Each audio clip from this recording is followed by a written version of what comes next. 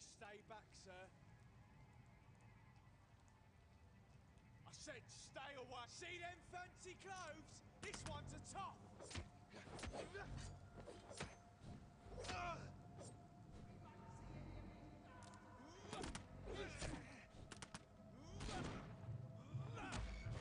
Burn it, boys!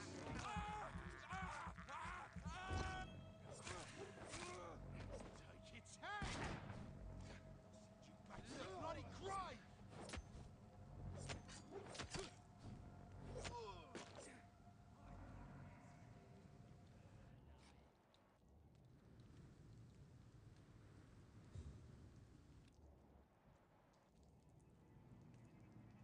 Did you hear me?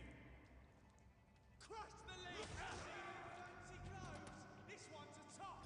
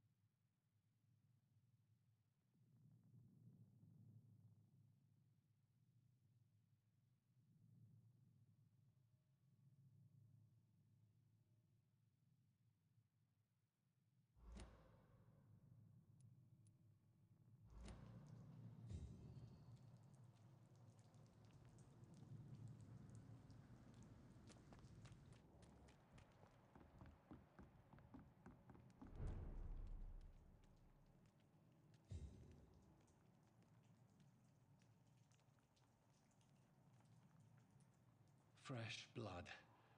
The whole building reeks of it. The scent is so strong it makes me dizzy.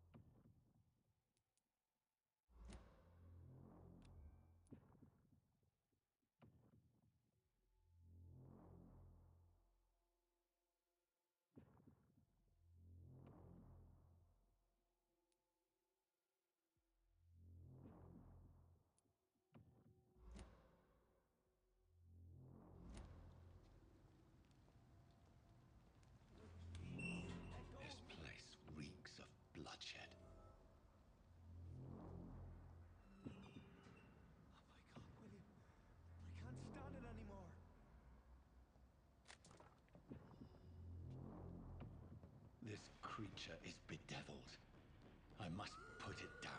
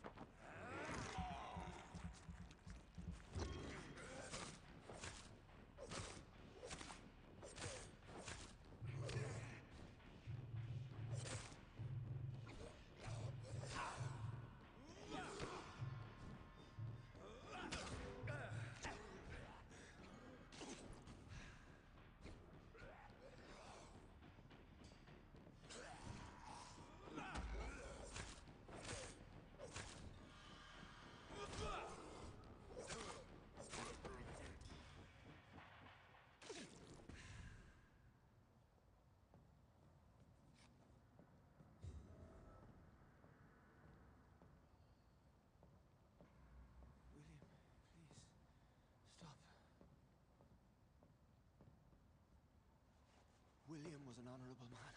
I could have saved him. Mr. Hampton, are you in there? I knew him well, another lost soul, a kindred spirit. Sir, listen to the sound of my voice. I'm a doctor. You're suffering from shock.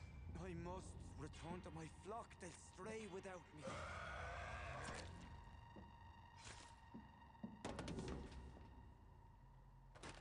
Remember, certain skulls are every bit as resistant as we are. Who are you? What do you mean by skull? You truly are a newborn. I should have realized. Wait. You are the woman from the bar. Are you like me? Can you help me? I believe, sir, I already have.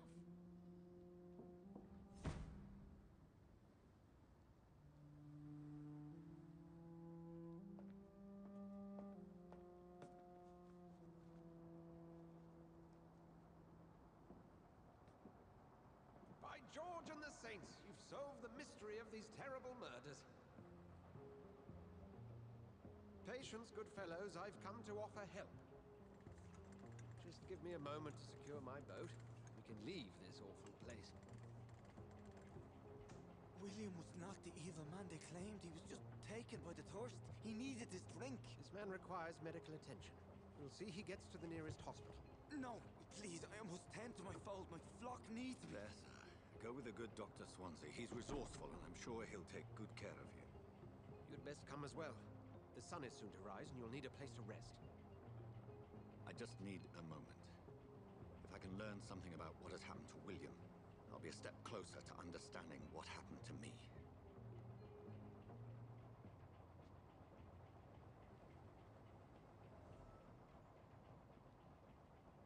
This poor creature can't be my maker. Could it?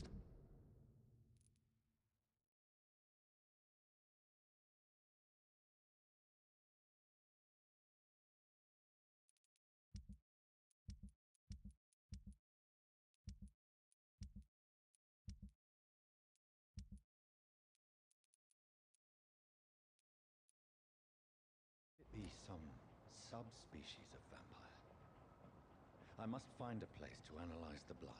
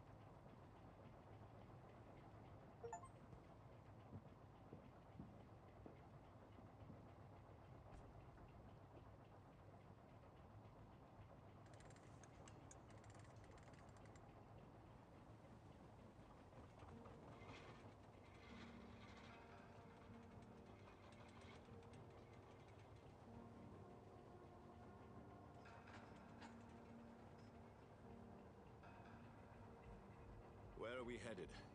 We're on our way to the Pembroke Hospital. It's just across the canal. They'll have a bed for poor Mr. Hampton. William was... What manner of creature was he? Predator, prey, villain, and victim. Who can say? The important thing is that he's been stopped. Duly noted. And the woman? What... Who is she? What woman? No, don't play me for a fool. You used me to locate that skull. You must know who she is. And I thought you a gentleman. You shouldn't talk about a lady behind her back, but I will tell you she values her privacy. Were London as peaceful as she appears from the middle of the canal? If only that were the reality of the situation. To be honest, I've always tried to avoid this part of town. Pembroke Hospital is the last bastion between the rest of London and the epidemic. The flu has decimated the East End and the war still rages. Welcome to the front lines of a plague. This is where you work, Dr. Swansea? I am the administrator of Pembroke Hospital. I thought you were here in service of your mysterious order, the Brotherhood of... Of St. Paul's Stole, yes. But first and foremost, I'm a man of science. A physician, like yourself, Dr. Reid. How do you know who I am? No need for modesty. You are Dr. Jonathan Reid, a surgeon of some caliber and renown, if I'm not mistaken. You are correct, sir. I knew it. I had my suspicions. But when you took the blood sample from the corpse of poor William, I was certain. Dr. Reid. Marvelous. Have we met? I attended 3 of your seminars before the war. I have the utmost admiration for your research. And what a turn of fate. England's most esteemed blood specialist returns to London a vampire. That word, again, from a so-called man of science. I understand. Traditionally, the role of science is to refute myth, but when myth walks among us, the Brotherhood of St. Paul has dedicated its purpose to their study. There's so much for you to learn. Of that, you are right. Well, then let me be blunt. Join my staff at Pembroke Hospital. As a physician. I suspect you'll not find a better post of employment to contemplate your predicament. This is sudden. I was returning home to see my sickly mother. But alas, that was before contracting this... affliction. Dr. Reid, take a moment to consider. The post would be for the night shift, providing a good explanation for your absence during daylight hours. You'll be adequately reimbursed and have a place to hide. I even had the forethought to bring some clean clothes. So, what do you say? It seems I have little choice, but yours is a generous offer, so I thank you. Brilliant! Oh, Jonathan, this is one for the book, and the beginning of a beautiful friendship.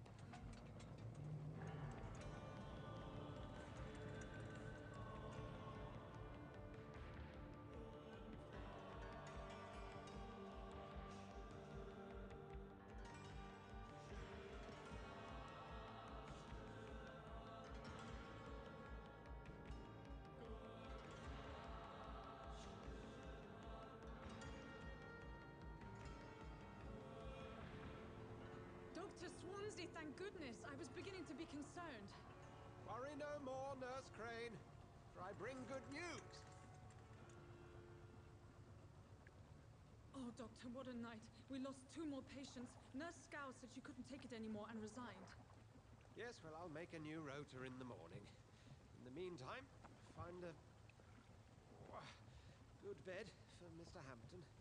Be sure to pay attention to his needs. Of course, Doctor. Oh, and Dorothy, Yes, Doctor? Dr. Reid here has just returned from the front. He served King and Country and will be joining us here at Pembroke. We're very lucky to have gained a surgeon of his talent, and one so experienced in blood transfusions. That is good news indeed, Doctor. Oh, yes.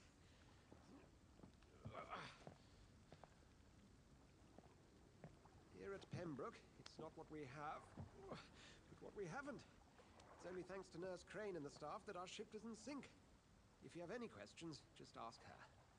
Duly noted. Thank you. Your assistance is required, Dr. Swansea, immediately. Welcome aboard, Jonathan. We'll catch up after my rounds. Coming, Nurse Crane. I'm coming.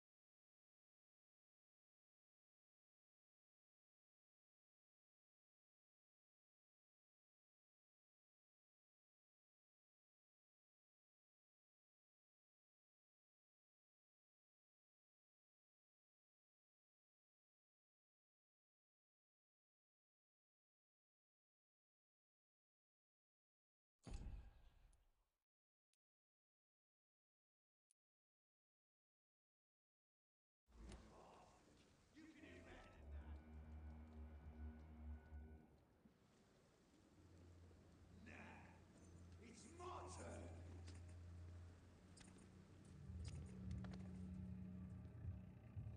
Rotten or pristine, each heart contains the seed of life. Drink at this river, try it all.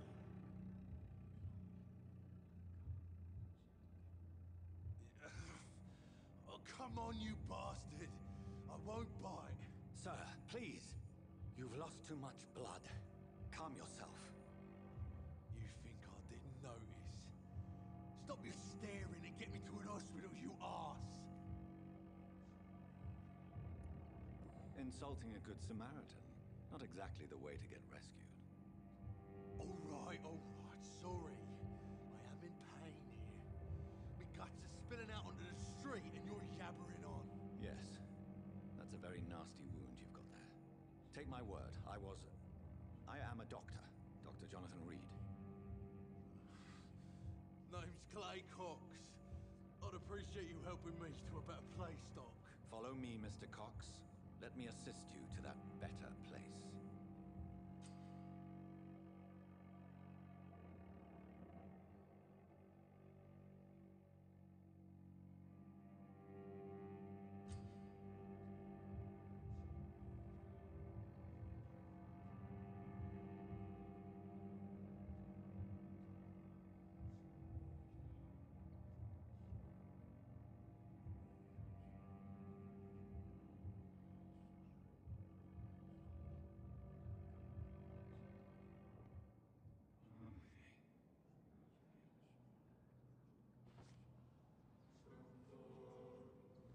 Bring this fading light into the shadows. Dance with him the dance of life and death.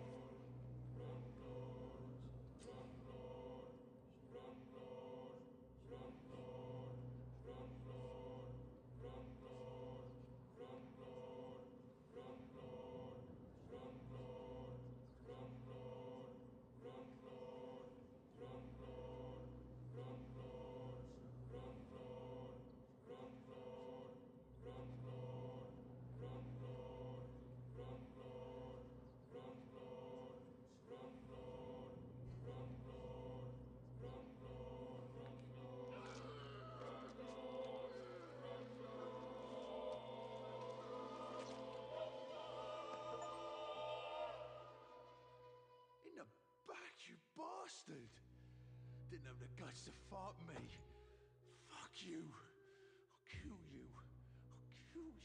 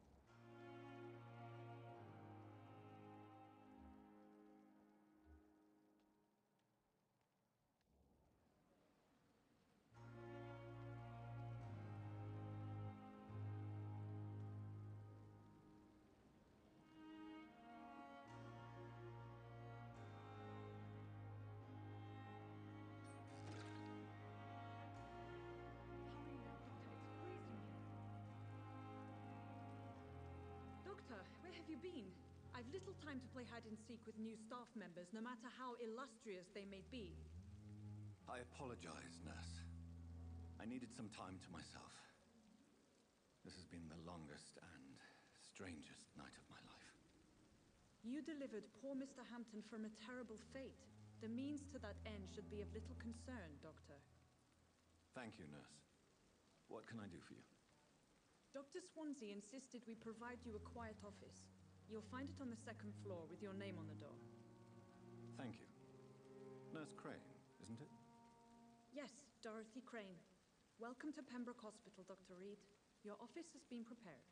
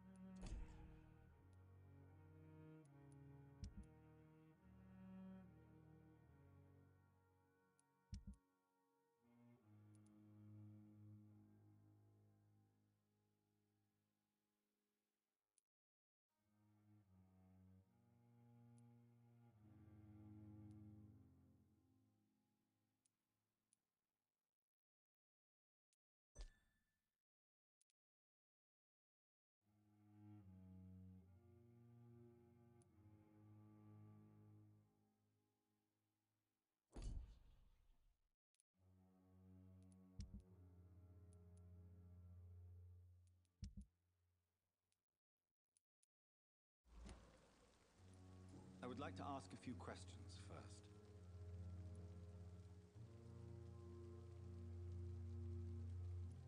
What kind of man is Dr. Swansea? Well, you accepted the job from him. I thought you would have known about your employer. Apologies, I've only just met him the once. This is sudden. I've only just returned to England. Dr. Swansea is a brilliant surgeon and the most compassionate physician.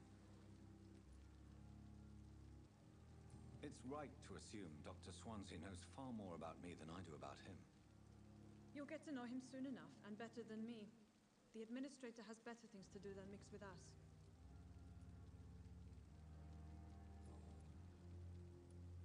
And Mr. Hampton, the patient we brought in, how does he fare? I gave him a sedative to help him sleep. Poor thing was in quite a state of shock. If you could point me in the direction of my room again, nurse. Second floor of the hospital, left after the stairs. It's the last vacant office at the end of the corridor. Thank you, Nurse Crane.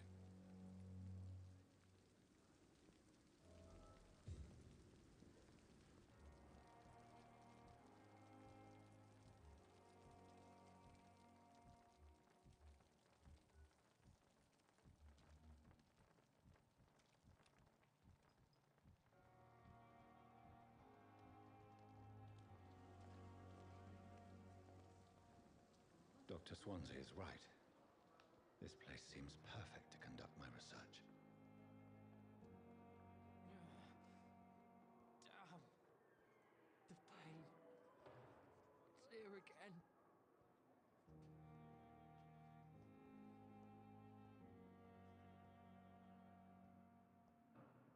Good evening, Mr. Hampton.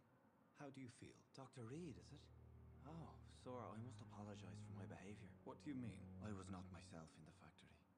Fear and exhaustion made me say awful things to you, I'm afraid. You remained perfectly nice and polite. A little delirious, perhaps. But who wouldn't be after enduring an abduction? Thank you, Doctor. That's a relief. Now all I need to do is rest and return to my flock.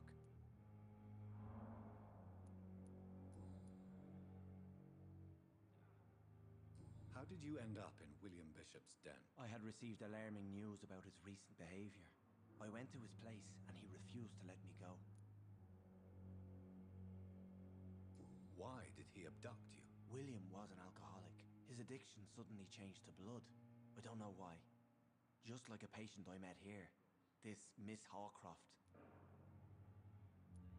You dared to enter this awful place alone. You're a hero, Mr. Hampton. Or a fool. I'm just a man trying to help his friends, Dr. Reid. William Bishop was a conflicted soul, searching for light.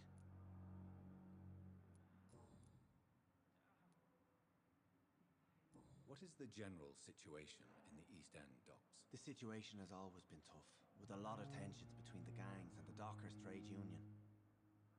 The Wet Boot Boys are very nervous since they lost their leader.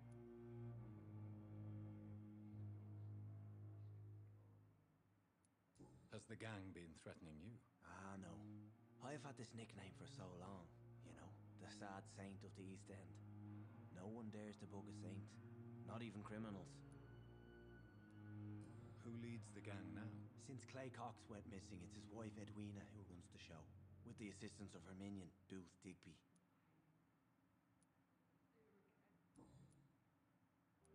Do you know Tom Watts, the bartender from the Turtle? I met him before I found you in the canning factory. Tom? Yes, of course. Always the helping hand, good old Tom. Without men like him, corruption and despair would have wiped out the East End long ago. People are still in despair. How could it be otherwise? The authorities have left us all to rot in this contagious nightmare. No drugs, no advice, nothing. It's a damn shame. Who should I avoid in this part of town, then? Any particularly evil figures? Not really. Most men and women are just doing their best. And it's not my habit to speak ill of people I know, Doctor.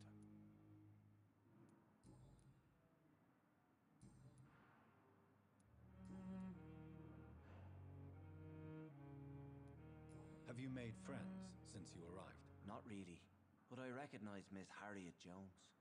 I knew her when she lived by the docks. That poor woman had such a miserable life. You never came to see her here at Pembroke? Receiving visits when sick can be an important part of the healing process, you know. We're not just bodies. You're preaching to the converted now, Doctor. To be truly honest, I thought she was dead. She left the docks many months ago. What do you do for a living, Mr. Hampton? I can't help but notice the cross around your neck. I manage a night asylum for the poor and homeless of the docks, and I try to guide the lost and hesitant on the right path to our Lord. Are you a priest, Mr. Hampton? A deacon, maybe? Not at all, Doctor. I'm just a man of faith willing to preach the good word. Why didn't you use your cross against William Bishop? To repel him somehow? That's a very strange question, Doctor. A cross is no magical token, if that's what you were trying to say. Not mine, anyway. How do you feel, Mr. Hampton? Medically speaking, I mean. I feel exhausted. Beyond exhaustion, actually. William drank so much of my blood in his madness. I feel empty. You're in good hands here. Dr. Swansea is well versed in blood transfusion, and I'm sure he'll take the best care of you. Thank you, sir. I believe all I need is rest, and then I can go back to the people who need me. Goodbye, Mr. Hampton. We'll talk again later.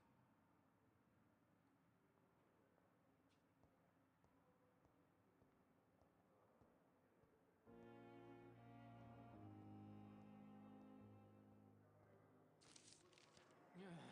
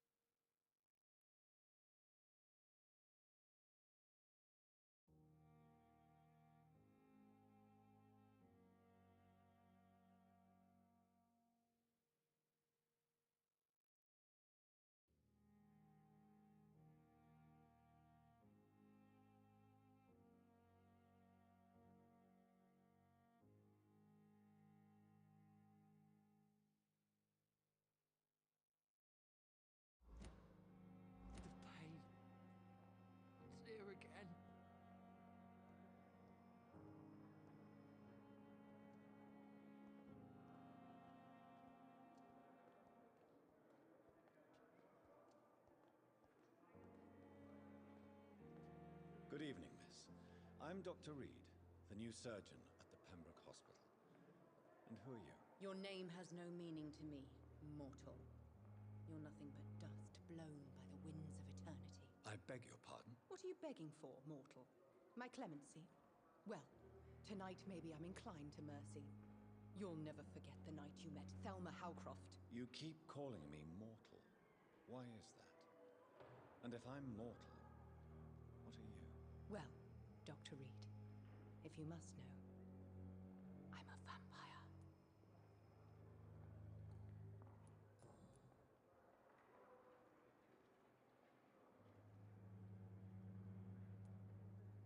And why do you believe you're a vampire? I don't need to believe anything. It is what I am. It is what I feel within this hollow shell of flesh. Please, describe to me how you feel. What is it like to be a vampire? I can hear my body crumble from the inside as my flesh cracks and fades. I sense the last pulse of postulant blood within my drying veins. I need new blood. I see. Have you ever heard of Cotard syndrome, Miss Howcroft? Never. It's a mental illness discovered by a French neurologist named Jules Cotard. The affected patients are delusional. They believe that they are putrefying, that they are dead, a ghost or a ghoul, or in your case, a vampire. Delusional.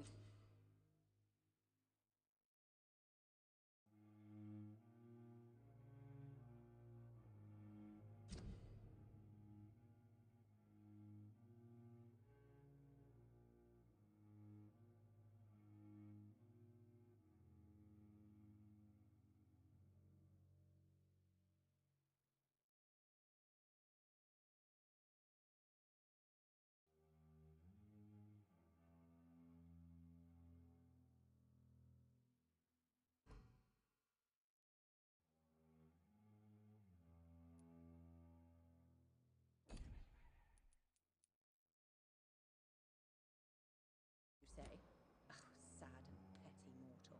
You can't even begin to understand the concept of immortality. And you think it is I who am delusional. I'm assuming you must be a patient here. Am I right, Miss Howcroft? It's only a cover to hide from my enemies. I can leave whenever I want. As a woman, a spirit, fog, or bat. Who are these enemies you mentioned? Can you describe them? I cannot say for sure. But I sense their eyes on me from nearby. I feel them watching me every time I visit the garden near the morgue. The staff here are not your enemy. They're here to help you, to care for you. I'm not speaking of the doctors in white. I'm speaking of the men and women who hunt me. For I am a vampire. I see. Don't worry. These people will not find you here. I'll personally make sure they leave you alone. Thank you, mortal. But do not interfere with them, for you are no match for those that hunt me.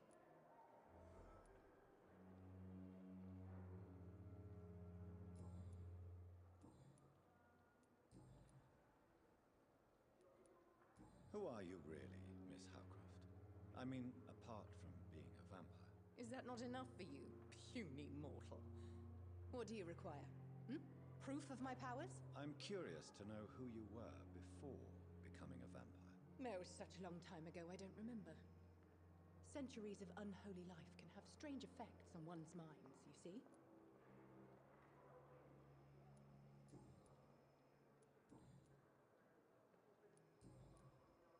I'll leave you, Mistress of the Dark, to your nocturnal activities.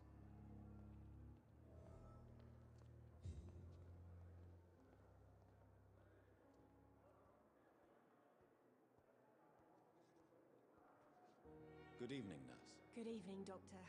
I don't think we've been introduced yet.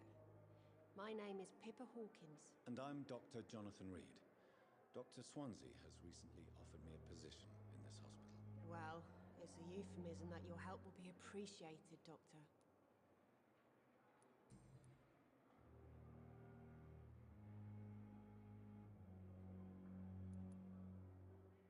How is the Pembroke staff coping with the epidemic? Well, not well. Milton, the ambulance driver, is even more grumpy than usual, especially concerning doctors.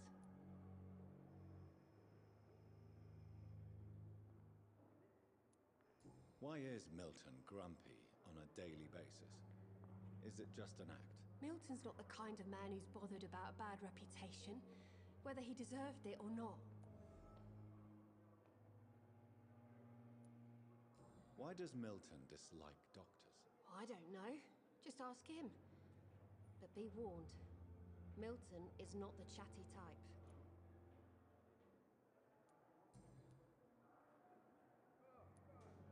How long have you been a nurse? Or long enough to see that the epidemic is winning. And no matter how qualified you are, don't tell me you'll change that. You're right. When dealing with such a terrible disease, one must remain humble. But that doesn't mean we shouldn't try our best. Sorry, Doctor. I don't want to sound bitter, but I'm just too tired to give a pep talk like Nurse Brannigan. How would you describe the situation at the Pembroke Hospital? It's serious. The flu is wreaking havoc amongst the staff and patients. We are running out of everything. Nurse Hawkins, the Spanish flu won't last forever. Even the Black Plague didn't kill everyone. I wish I could believe you. But what if this epidemic was worse? What if in the end, nobody was spared? You must get a hold of yourself, nurse. Sorry, I'm exhausted. No one has any idea when this epidemic will be over.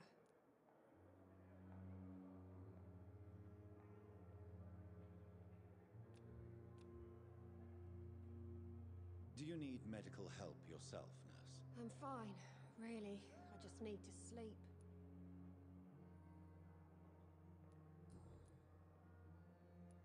How would you describe the situation at the Pembroke Hospital? It's serious. The flu is wreaking havoc amongst the staff and patients. We are running out of everything.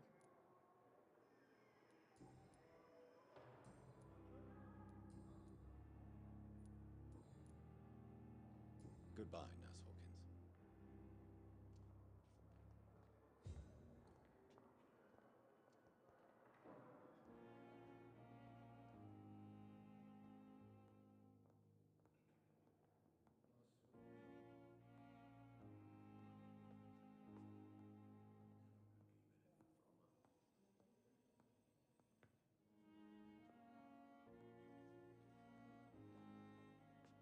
What can I do for you, Doctor?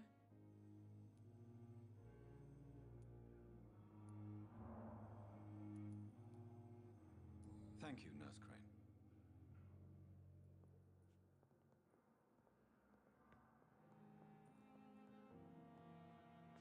Good evening, sir. I'm Dr. Reid. I believe we're going to be colleagues. Reid, yes, I've been informed about your arrival. I'm Waverly Ackroyd. Welcome aboard, I suppose. Does my arrival inconvenience you in some way, Dr. Ackroyd? Let us just say that I don't particularly share Dr. Swans's enthusiasm for hiring you. What we need here are reliable professionals, not overrated dabblers.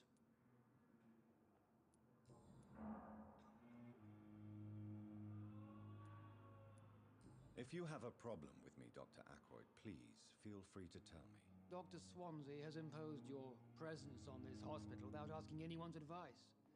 The benefit of his position.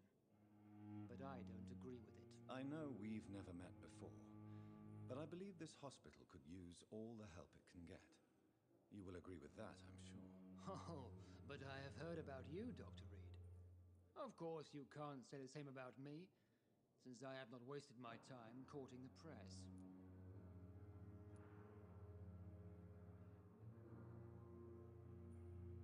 Do you need my assistance? Not at all. I'm sure that you are used to gaining people's trust with your impressive skills. Well, it will not be the case with me.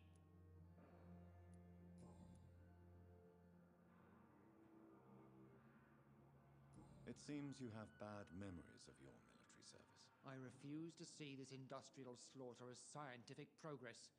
War only reveals the worst in men. We can at least agree on something, Dr. Ackroyd. I don't know what you've heard about me, but I have already proved my value as a practitioner. I don't question your skills, Dr. Reid, but your motive.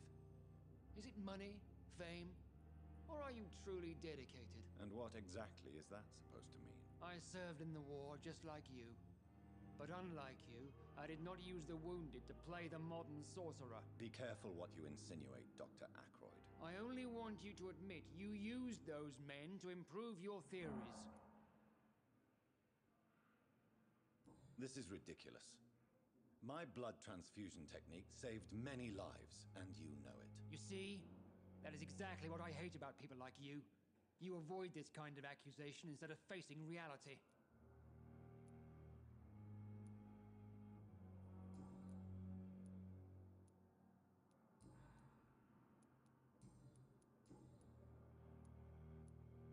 If you have a problem with me, Dr. Ackroyd, please feel free to tell me. Dr. Swansea has imposed your presence on this hospital without asking anyone's advice.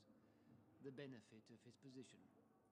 But I don't agree with it. I know we've never met before, but I believe this hospital could use all the help it can get. You will agree with that, I'm sure. Oh, but I have heard about you, Dr. Reid. Of course, you can't say the same about me, since I have not wasted my time courting the press. There is no need for such animosity between us. Don't you think the epidemic is already enough to deal with? That is one point we could agree on. And that is precisely why I want to be sure that you will be of help to this hospital instead of a burden. Since your tenure in this hospital is longer than mine, perhaps you can tell me more about this place. Let's just say I'm tired of the carelessness around me. I have always respected the skills of Dr. Swansea, but over time his enthusiasm has become displaced. Carelessness? Exactly what are you talking about? We're here to save lives. The people who trust us are not volunteering for experimentation. They're here to be healed. I don't intend to run any radical experiments, Doctor.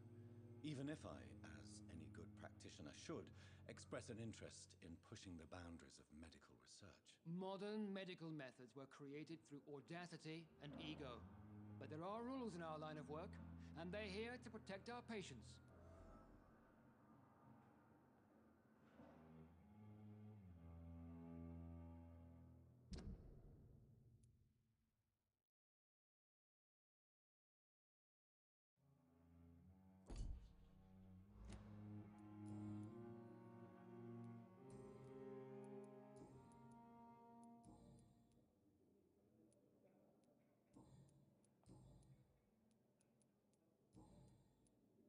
Thank you for your time. We'll talk later.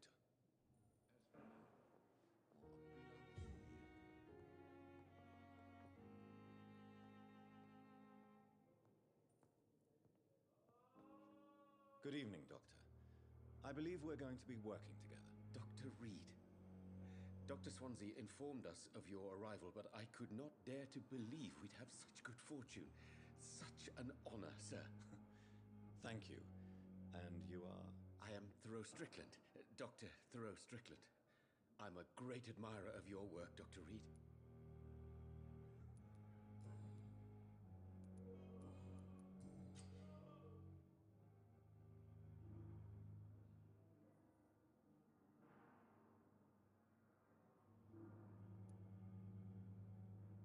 What do you think of Dr. Ackroyd's aversion to modern medical methods? It's a shame he's so narrow-minded. Dr. Swansea taught me that science is about exploring uncharted territory. I'm convinced that's true. With the influenza and all that's going on, you should put your differences aside, don't you think? Why is it so difficult to work together? I believe that if Dr. Ackroyd had been the one to discover the transfusion process, he would be the first to recommend its use. So you believe it's just a question of jealousy and pride? Dr. Ackroyd is as proud as he is blinded by his obsolete concept of medical science. Please, could you tell me something about yourself? I'm a great admirer of your work concerning blood transfusion, Dr. Reid. I run my own experiments. I'm convinced it's the future. I based my technique on my mentor's research. He helped me perfect my method. What is yours? I'd rather not talk about it. For now, it's just theories and first approach. My process is purely experimental and unsuccessful. As long as you're cautious and methodical, you may remain empty-handed, but you won't fail. You're not the first one to warn me, but I am convinced knowledge is the main weapon against the ravages of this epidemic. What made you choose to be a doctor? I'm not ashamed to admit you and your work have inspired me.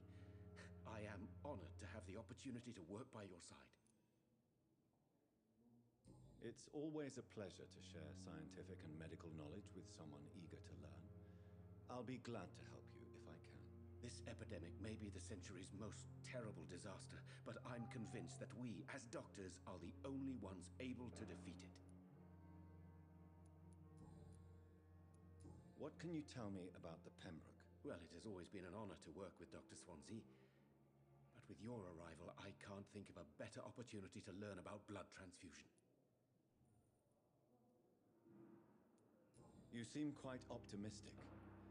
It's a rare and precious attitude in these difficult times. I'm convinced that this epidemic is a test of endurance and dedication for us men of science. Questions remain about our capacity to resolve the situation. True. Last summer, during the first wave of the epidemic, I used to joke with Milton about the extra work. We're not smiling now. Do you need help with anything in particular? Well, yes, maybe. I'm waiting for a batch of products I ordered for my personal research, yet my supplier seems to have vanished. Do you want me to play the errand boy for you? Oh no, Dr. Reid. But if you went personally to his shop, what with your reputation and all, he wouldn't dare to refuse the products I need. I see. Well, give me the address, for I may pass by if I have time.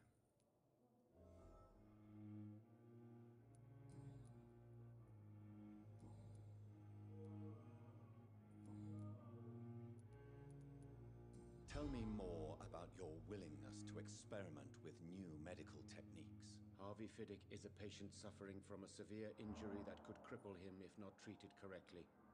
I'm convinced your blood transfusion technique could help him. What is it you really want? To save him, or to prove your point? Fair question. I want nothing but to save my patient, Dr. Reid. Especially since I know Mr. Fiddick's story. Tell me Mr. Fiddick's story. Our first diagnosis was compromised because Mr. Fiddick lied to us about the real origin of his injury. He first claimed it was an accident. But why would he hide such crucial information from us? Because he is a proud father, ashamed of putting his children at risk because of his own negligence. This personal involvement could also appear to be a lack of impartiality. You must know that a good surgeon must remain neutral. I agree. But that does not excuse Dr. Ackroyd's behavior, a man who did not even take time to converse with his patient. Do you think keeping his distance was a mistake? All I know is that I'm taking care of human beings with desires, hopes, and fears. Not some biological machine comprised of blood, bones, and flesh.